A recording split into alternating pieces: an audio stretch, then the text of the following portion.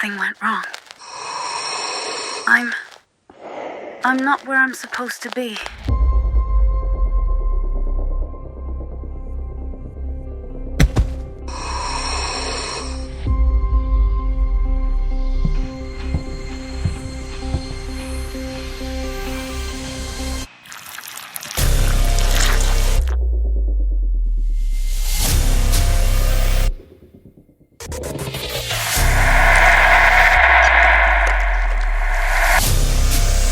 You're not alone anymore. You're part of us now.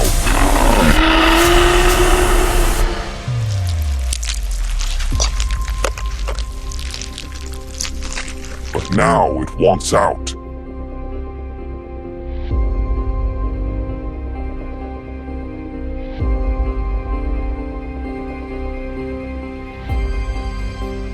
The air inside Helios 4 was electric, pulsing with the hum of machinery and the rhythmic beeping of monitoring systems. Dr. Nadine Calloway stood before the towering ring of the experimental quantum rift generator, her fingers dancing over the worn keys of her terminal. The portal frame was sleek and curved, reinforced with layers of dark metal, its interior lined with delicate filaments of energy that shimmered faintly under the station's dim lighting. It was supposed to be a routine calibration, one last scan before the board determined if their funding would be renewed. But something felt off. The fluctuations were unpredictable today. The readings had been erratic for the past hour, the wave patterns distorting beyond projected parameters. Nadine frowned at the data scrolling across the monitor. No major deviations, yet her gut told her something was wrong. "One last test, then we shut it down," she muttered, mostly to herself. The station's artificial gravity made everything feel heavy. The air smelled of ozone and sterile metal, the subtle, ever-present scent of machinery that had been running for too long in an isolated environment. The others had already retired to their quarters, except for Kessler, her assistant, who was watching from the observation deck above. Nadine exhaled, rolling her shoulders. Then she pressed enter. The machine hummed louder. At first, the change was subtle. The rippling event horizon inside the portal began to twist, forming an irregular vortex of golden plasma, the center pulling outward instead of inward. Nadine's fingers tensed against the console. That wasn't right. "Shutting it down," she said, her pulse kicking up. She reached for the kill switch. Too late. A violent shockwave erupted from the portal, sending a blast of ionized air through the lab. Nadine barely had time to turn before she was ripped off her feet, her body slamming against the cold metal floor. The station's alarms blared, warning sirens mixing with the crackling hum of the rift spiraling out of control. Above her, Kessler was screaming, but his voice was lost as the gravitational field of the rift collapsed inward. Then everything turned inside out. A sudden, unbearable compression crushed her chest, her vision fragmenting into static as she was pulled through the rift. Her screams never left her throat. Her skin burned, her nerves caught between the sensation of freezing and boiling at the same time. Time stopped meaning anything. And then, silence. A suffocating darkness wrapped around her, thick and suffocating, pressing against her skin like wet velvet. Her lungs convulsed, and for a terrifying moment she wasn't sure if she was breathing.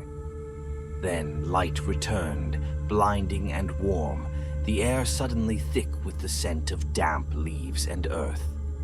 Nadine hit the ground with a hard, wet thud. She gasped, lungs filling with something too thick. The air was wrong, heavy, suffused with moisture.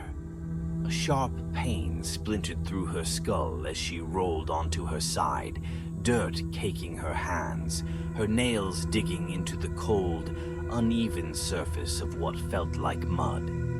Her body ached in ways she had never felt before. She coughed, tasting copper and something else, something metallic and sour coating the inside of her throat. When she opened her eyes, she saw trees swaying overhead, the dark silhouettes wrong, too real, too grounded, too ancient.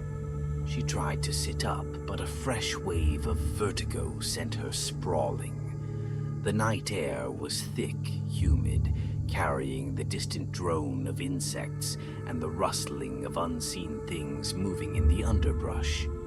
Her mind struggled to process. The last thing she remembered was the station, the portal, the rupture. No, this wasn't right. The stars were all wrong. Nadine forced herself upright, her body trembling from shock. Her hands shook as she wiped the grime from her face, her breathing coming too fast, too shallow. She was supposed to be on Helios 4, in orbit around Erebus 9. Instead, she was sitting in the middle of a dark forest, the faint glow of distant city lights barely visible through the trees. Panic bloomed inside her. She dug into the pocket of her utility suit, fingers closing around her data slate. The device flickered to life, but the interface was corrupted, the text a jumbled mess of symbols that didn't make sense. The internal clock was scrambled, displaying a date she didn't recognize. She forced herself to stand, legs unsteady.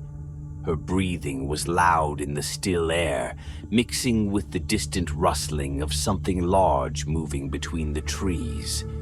Her mind clawed for an explanation, something scientific, something logical, but the growing horror in her chest told her the truth before she was ready to accept it. She was on Earth, but not the Earth she had left behind. A chill ran through her as her eyes adjusted to the night, settling on something partially buried in the mud beside her. A rusted sign, tilted at an angle, half swallowed by the earth. She reached out, wiping away the grime with unsteady fingers. The words beneath were faded, but still legible. Blackwood Biotech Research Facility, decommissioned, 1994. Keep out. Her breath caught. She knew this name. She had studied this place in the future. And if the rumors were true, this wasn't just an abandoned facility. It was a graveyard. A low, wet, clicking sound echoed from the darkness behind her. Something was watching. The damp, rotting air inside the Blackwood Biotech facility clung to Nadine's skin like a fevered breath. The fluorescent lights overhead flickered, buzzing with dying electricity, casting pale yellow pools of light on the cracked tile floors. Some hallways remained completely dark, stretching into endless, cavernous voids. Others were choked with overturned desks, rusted filing cabinets, and stacks of yellowed documents left behind in a rush, as if people had fled and never returned. Nadine moved carefully, each footstep crunching against shards of broken glass and debris. She clutched the rusted crowbar she had pried from a maintenance shed outside, its weight reassuring but useless against the thing she suspected was lurking in this place.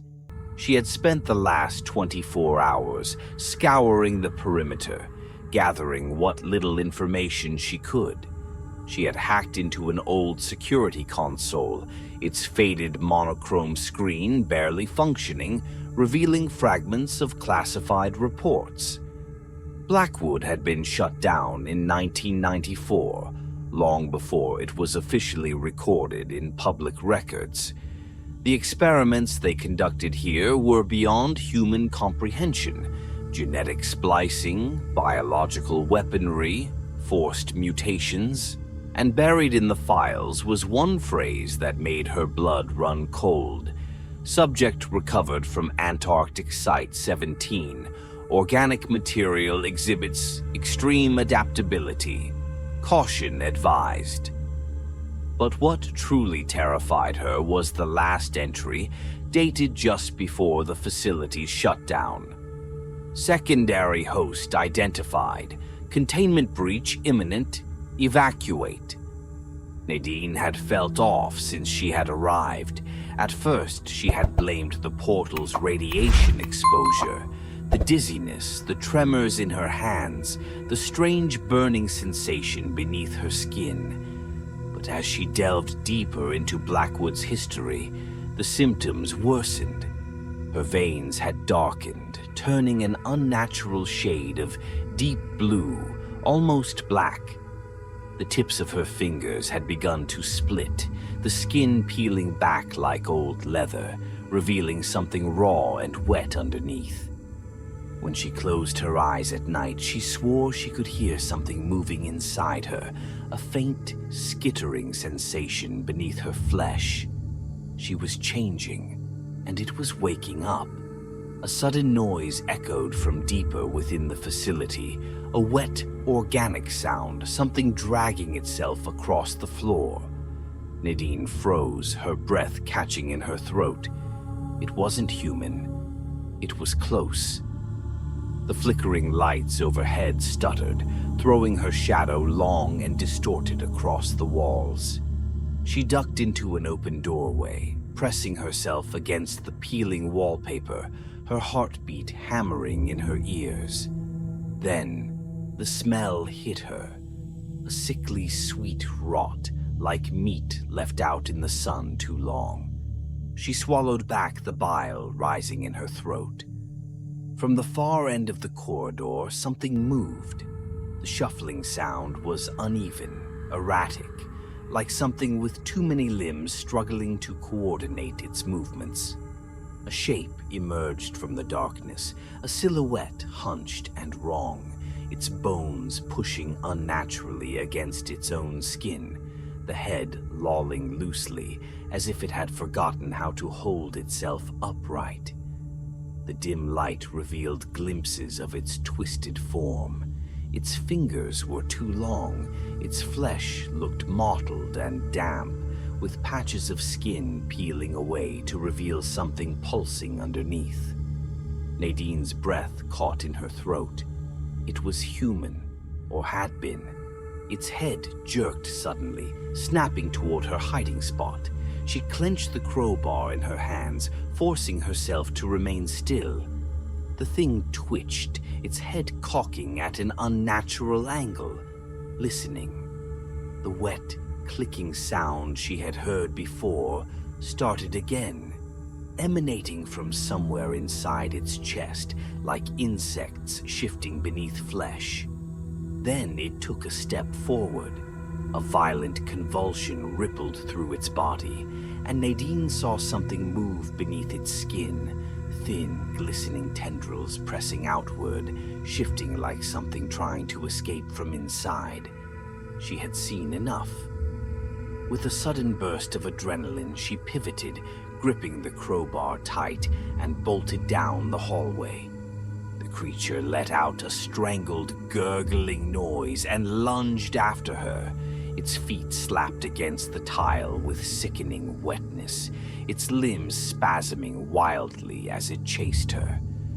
Nadine's breath came in sharp gasps as she barreled through a doorway, slamming it shut behind her. She stumbled back, her vision swimming, her hands shaking violently. Something was very, very wrong with her. She gritted her teeth, gripping her aching stomach, feeling her insides twist. She bit down a scream as a sharp, electric pain exploded through her spine. Her ribs contracted painfully, her skin burning like fire was eating its way through her veins. And then, A voice inside her mind, low, whispering, alien. You are changing. Let it happen. Nadine clawed at her own arms, her nails digging into her flesh, trying to suppress the shivering liquid movement beneath her skin. Number, she wouldn't let this happen. But deep down, she already knew. It was too late. Nadine lay on the cold metal floor of a forgotten medical examination room, her body shivering uncontrollably. The fluorescent light above her flickered, casting erratic shadows across the rusted surgical tools scattered across the counter.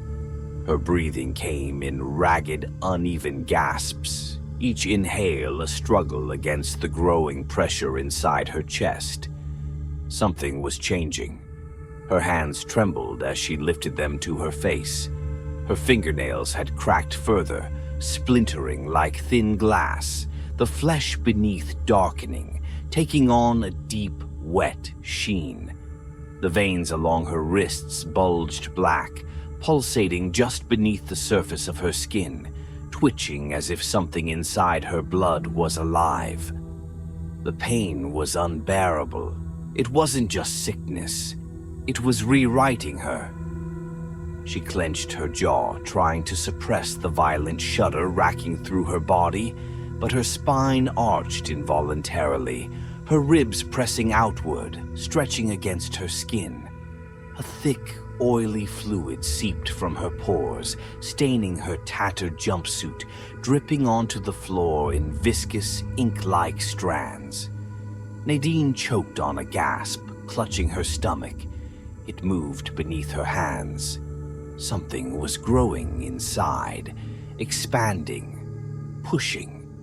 Her vision blurred, darkening at the edges, but through the haze of agony, her mind clawed for rationality. The files she had read in Blackwood's security logs flashed through her thoughts. Secondary host identified. Had she become the host? Number, no, she couldn't let that happen. Grinding her teeth, she forced herself to sit up. Her body protested, her joints popping, her skin pulling strangely, as if it no longer fit correctly. Her breathing had changed too, quieter, slower, controlled in a way that felt unnatural. The surgical mirror mounted on the far wall was cracked, but still reflected just enough for her to see. Nadine staggered forward, her bare feet slipping against the slick, organic residue pooling beneath her. Her fingers gripped the edge of the rusted sink, her knuckles turning white. Slowly, she lifted her gaze to the mirror. She didn't recognize herself. Her face was paler than it should have been, her skin slightly translucent, the veins beneath black and branching like a network of roots. Her eyes... God, her eyes. The pupils had elongated, stretched into something inhuman, shifting between black and a deep, reflective violet under the dim light. And then she saw it. A small, twitching tendril had sprouted from her collarbone, a thin, wet strand of organic material no thicker than a finger, pulsing as if it had its own heartbeat. A choked sob escaped her lips. She reached up, hands shaking violently, and grabbed the tendril, intending to rip it out. But the moment her fingers closed around it, a searing pain lanced through her body. The thing inside her reacted violently, a wave of convulsions racking her muscles, her jaw locking as she collapsed to the floor. Then, the voice came again. It was louder this time, a low, wet whisper slithering through her thoughts, pressing against her mind like something oily and cold. Why resist? You are meant to be more. She clenched her teeth, shaking her head violently, forcing herself onto her knees. No, she growled through gritted teeth. You are not me. I won't let this happen. But the voice only laughed, an unsettling, guttural sound that came from somewhere deep inside her skull. "It is already happening," Nadine screamed. The pain escalated, her body seizing as her back arched unnaturally, bones shifting beneath the surface of her skin. Her ribs stretched outward, protruding like grotesque spiny growths, the flesh around them splitting as something slick and dark pulsed within. Her fingers twitched violently, the skin along her forearms rupturing as thin black tendrils pushed through, writhing like hungry parasites seeking an exit. It was too late. Her body wasn't her own anymore. The transformation was accelerating. Somewhere deep in the facility, she heard footsteps, not human. The others? She wasn't the only one changing, and she wasn't sure if she had enough time left to stop it. The emergency beacon lights strobed violently as the facility's self-destruct sequence counted down, the automated voice echoing through the ruined corridors of Blackwood Biotech. 5 minutes until critical meltdown. Nadine staggered forward, one hand gripping the wall for support, her body an unrecognizable distortion of what it had once been. The transformation was nearly complete, the alien flesh weaving itself through her muscles, reinforcing her bones, twisting her silhouette into something that was no longer human. Her ribs had split open, but instead of exposing raw organs, they had formed into branching, chitinous structures, encasing her torso in a grotesque exoskeletal lattice. Dark, sinewy veins pulsed across her arms, threading beneath her ruptured skin like roots, seeking nourishment. She felt lighter, stronger, but not in a way that reassured her. Because the thing inside her, the thing she was becoming, wanted to live, and it was fighting her. She stumbled down the final corridor, its walls slick with organic residue, the air thick with heat and decay. Behind her, the facility was collapsing, the ceiling groaning under its own weight, sending chunks of concrete and rusted metal crashing into the pools of blackened fluid that had seeped through the structure. And in that fluid, things were moving. Not just her, the others. The once human forms that had succumbed fully to the mutation now twitched and writhed in the wreckage, their elongated limbs grasping at the walls, their skinless forms pulsating, expanding, growing. They had no faces anymore, only shifting configurations of tendrils and sensory pits, adapting to the darkness. They were all part of it.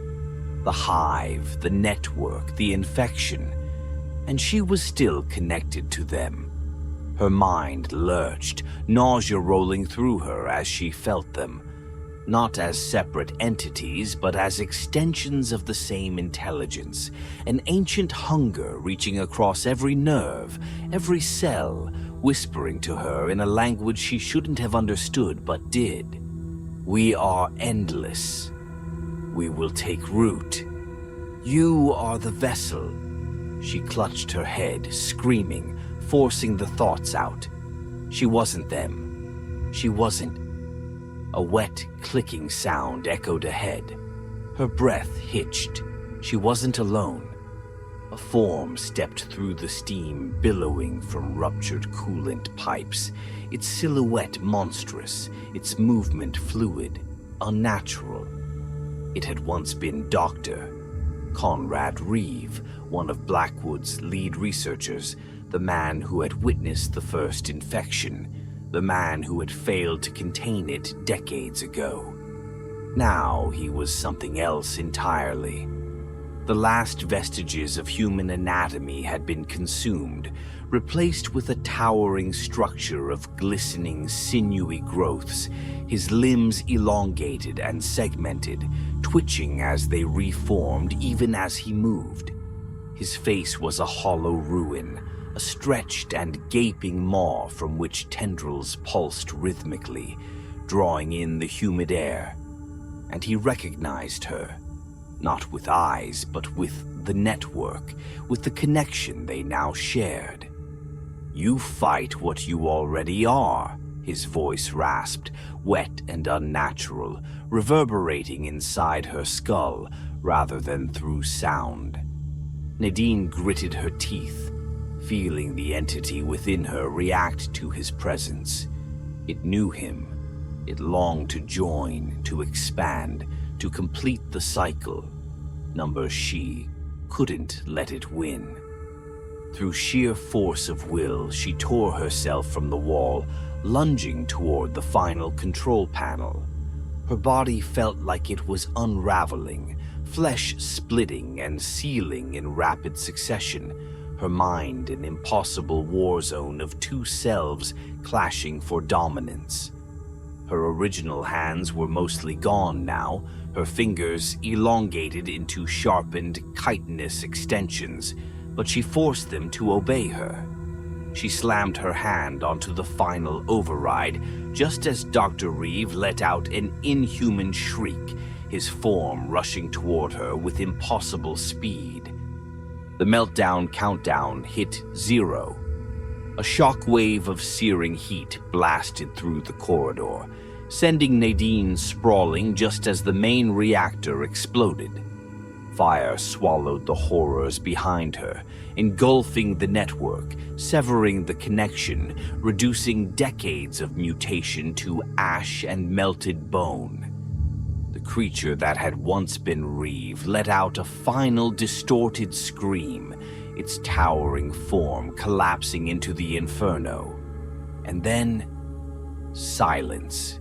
Nadine lay motionless, her vision swimming, her limbs barely recognizable, her skin a battlefield of ruptured and shifting tissue. She could feel it still inside her, but the connection was weakening, the collective severed, the network dying. For the first time since it had begun, she was alone in her own mind. The heat grew unbearable, flames licking at the collapsed ceiling, filling the air with toxic smoke. With the last of her strength, Nadine pulled herself toward the emergency hatch, her hands, or what was left of them, scraping against the burning metal. And then she fell. Her body tumbled into the darkness, the sound of the collapsing facility roaring above her, the world around her reduced to fire and ruin. Then, blackness. The Blackwood facility was gone. What remained of it was buried beneath tons of rock and debris, reduced to a smoldering wasteland deep in the Appalachian wilderness. No one would ever find it.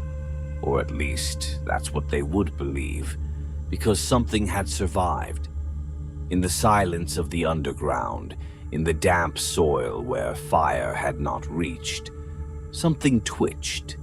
A single blackened fragment of tissue, still pulsing faintly, still alive.